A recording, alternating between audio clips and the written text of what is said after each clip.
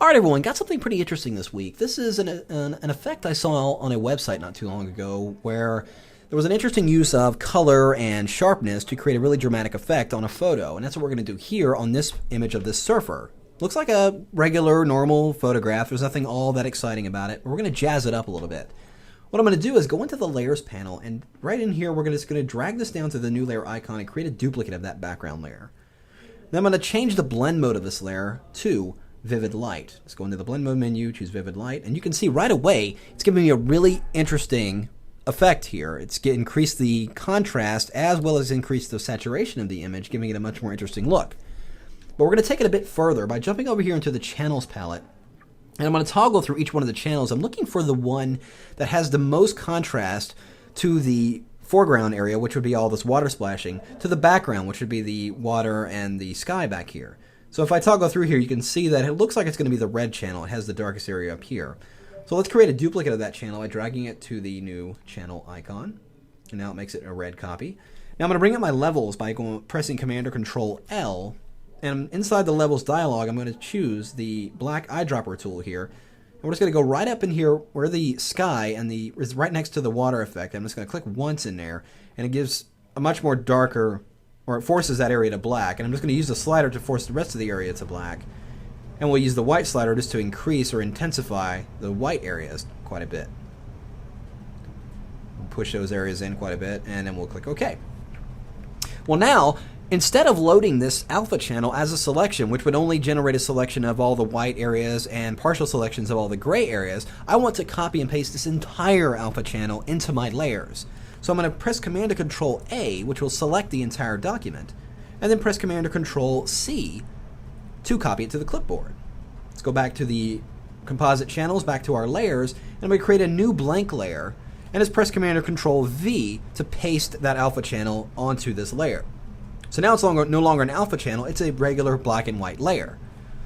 And like we did before, I'm going to change the blend mode. And here you can experiment with different blend modes. We could see what Vivid Light might look like. It's a little too harsh. I think we might have to go with Overlay. There, I think that looks pretty good. But now what I want to do is mask part of this in to this image. I don't want it to look just like this. So I'm going to go ahead and put a layer mask on here that reveals all. And then we're going to go over here into the layers, or actually the toolbar, and grab the gradient tool. And making sure up here we're using the foreground to transparent. And let's make sure we are using black as our foreground color. Then I'm just going to come in from each of the sides of this image, holding down the Shift key, coming in from the outside in, and just draw a gradient around from each side coming in to mask that effect. Now, here's what I've done. If I Option or Alt click directly on the layer mask, we can see what the actual layer mask looks like. And this is it.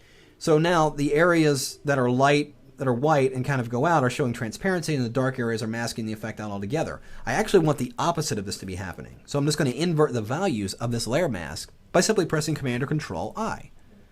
So now when I reactivate the layer mask, you can see if I toggle this on and off, it's affecting the sky now and not the surfer. So that looks pretty good. But now I'm going to increase the contrast of this a little bit by making a duplicate of that original duplicate that we made, just like that. Now, you can notice it's given me a lot more dramatic look here, but it's oversaturating the surfer tremendously. You can see right there. And I actually don't want that. So what I'm going to do is go ahead and create another layer mask on this layer, again using that gradient tool, but this time we're going to use the second gradient, which is the radial gradient. And again, using from black to foreground to transparent, I'm just going to draw a gradient out from the center of the surfer out. And I can just add others around here. And that will reduce the saturation that's concentrated on the surfer, but leaving all the saturated colors around the surfer in place. So now, over here down in this bottom left corner, I've got a little too much white. It's just blowing out all my highlights and everything really bad.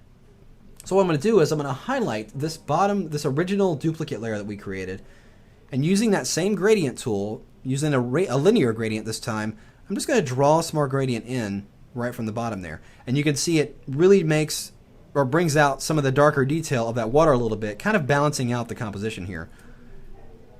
So I think that looks pretty good. So now I'm going to do one last thing.